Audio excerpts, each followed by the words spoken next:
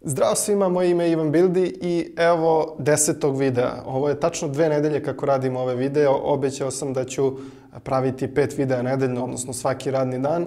I evo ovo je 10. Za sada uspevam da održim tempo, tako da verujem da će ovaj projekat zapravo uspeti.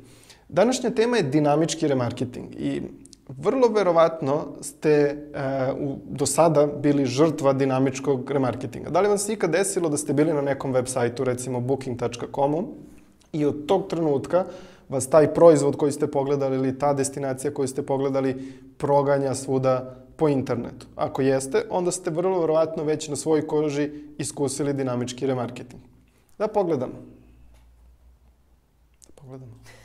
Da pogledamo. Posle svega tako, pogledamo. Da pogledamo. Ali toliko sve dobro, da pogledamo. Šta da pogledamo? Špica.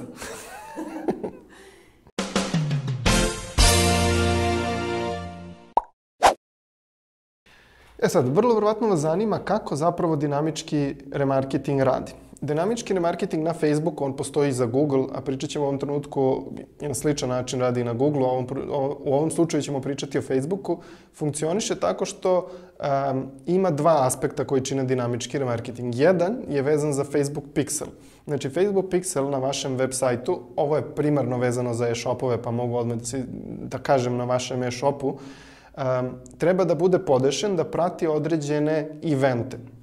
Eventi, odnosno događaji, su dodaci na Facebook Pixel koji zapravo obogaćuju Facebook Pixel informacijama koje onda on šalje Facebooku. Dakle, da bi dinamički remarketing funkcionisao, potrebno je podesiti Facebook Pixel tako da prati evente Add to Cart, Purchase event i View Content event.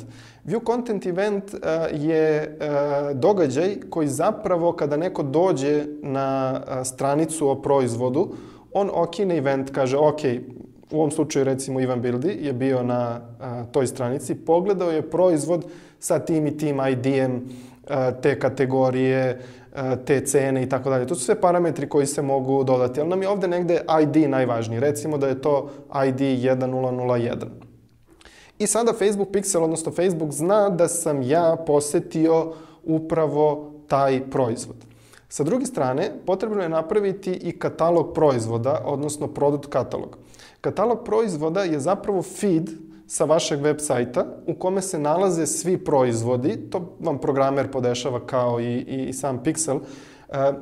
To je feed u kome se nalaze svi proizvodi i njegove karakteristike. Između ostalog imamo URL za sliku, imamo URL proizvoda, imamo ID proizvoda, pa onaj isti ID, recimo u ovom slučaju 1001, pa imamo još neke parametre, cena, kategorije i tako dalje.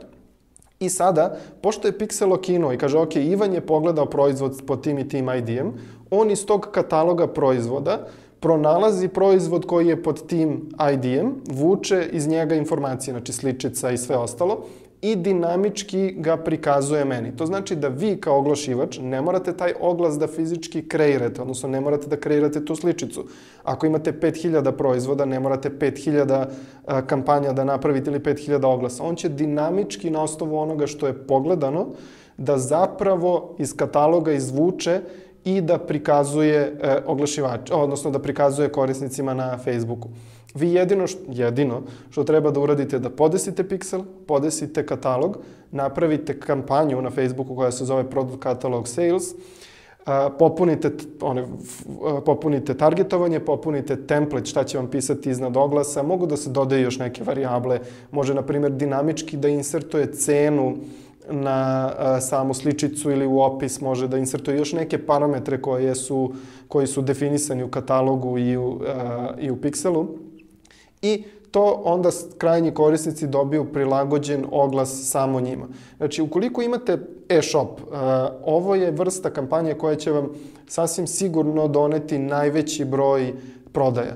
Prosto, koliko god nekima zvučalo čudno, odnosno koliko god nekima zvučalo čudno da je potrebno više puta se prikazivati, da oglas mora više puta da se prikazuje, koliko god vam to delovalo kao da smarate ljude, zapravo ljudima potrebno vreme da donesu tu odluku i zato su takve kampanje izuzetno efikasne jer ih podsjećaju baš na ono što su videli. Možda u tom trenutku kad su pogledali nisu imali para, kod sebe čekaju da dođe plata, ako ih vi konstantno podsjećate, veće su šanse da oni zapravo kupe kad budu imali novac ili kad budu bili spremni za taj proizvod. Nadam se da sam vam malo približio dinamički remarketing. Ako imate bilo kakvih pitanja, tu su komentari, a mi se vidimo u sljedećem videu. Pozdrav!